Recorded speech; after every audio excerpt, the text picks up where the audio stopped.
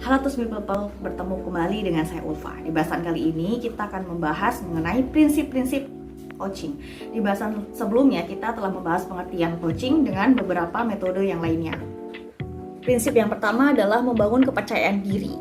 Mengarahkan perhatian karyawan pada kesuksesan sebelumnya, membahas tindakan apa saja yang dapat menghasilkan kesuksesan, pastikan kesuksesan tersebut diketahui petinggi organisasi.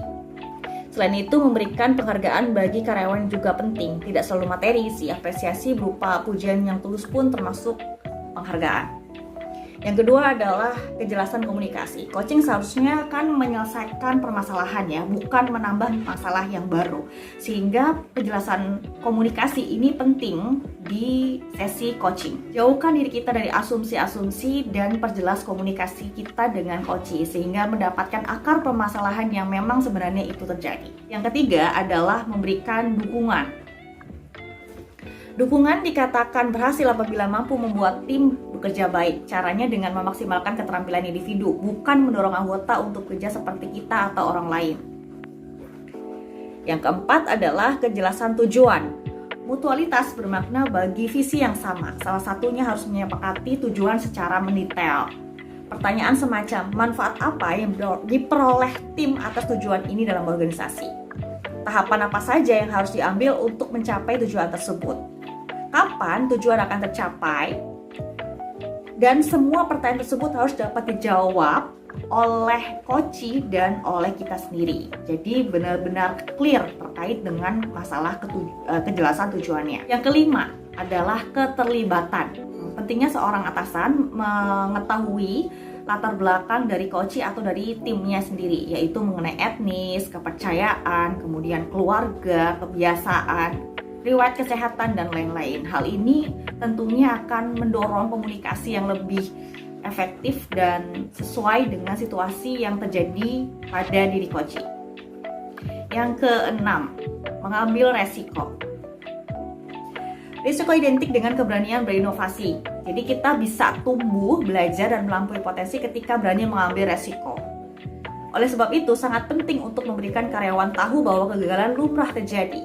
Keberanian mengambil resiko bisa dicapai dengan mengurangi hukuman terhadap kesalahan dan mendorong seseorang untuk belajar sambil bekerja. Yang ketujuh, kesabaran. Seringkali coach itu tidak sabar karena ingin memberikan nasihat-nasihat pada coachnya. Nah, ini tidak boleh atau tidak diperkenankan dalam sesi coaching. Kenapa? Karena dalam sesi coaching prinsipnya itu adalah menumbuhkan kesadaran dan tanggung jawab dari coach. Jadi kita harus memberikan stimulus atau pertanyaan-pertanyaan dan menahan diri untuk memberikan pendapat kita sendiri, asumsi kita sendiri. Kala proses terjadi di antara satu coach dengan coach yang lain itu juga berbeda, sehingga kita tidak bisa menyamaratakan semua coach yang telah kita perlakukan treatment. Yang kedelapan, menjaga rahasia coaching. Pembicaraan selama coaching adalah hal yang rahasia dan kita harus menahan diri dengan tidak membicarakan ini di depan publik atau di depan orang lain. Belum tentu orang lain itu bisa menjaga rahasia dan bisa jadi ini tersebar di seluruh kantor dan menjadi gosip. Sehingga apabila itu terjadi akan menurunkan kepercayaan coach terhadap atasannya atau terhadap kita sendiri. Yang kesembilan, tidak memaksakan kehendak.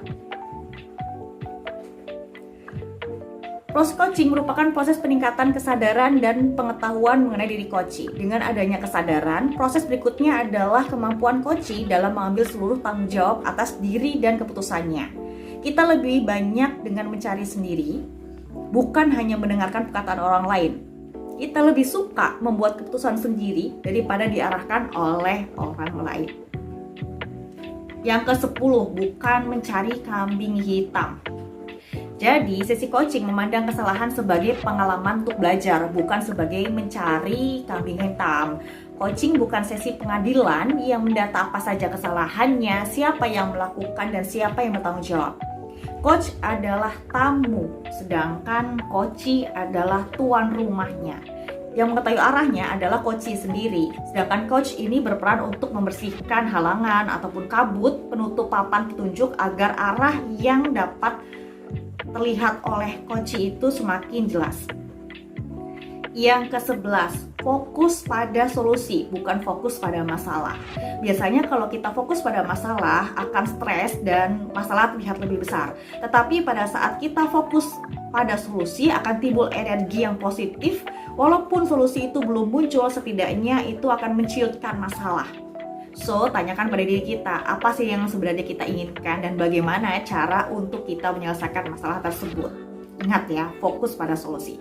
Yang terakhir, yang ke-12, hadir secara penuh. Kadang-kali kita terganggu oleh adanya handphone ataupun notifikasi dari gadget kita, sehingga coach akan melihat nih gestur atau gerak tubuh kita, dan itu sangat tidak nyaman. Atau kita seringkali melihat beberapa kali ke jam dinding atau misalnya jam yang ada di pergelangan tangan kita. Hal itu menimbulkan ketidaknyamanan dari coach.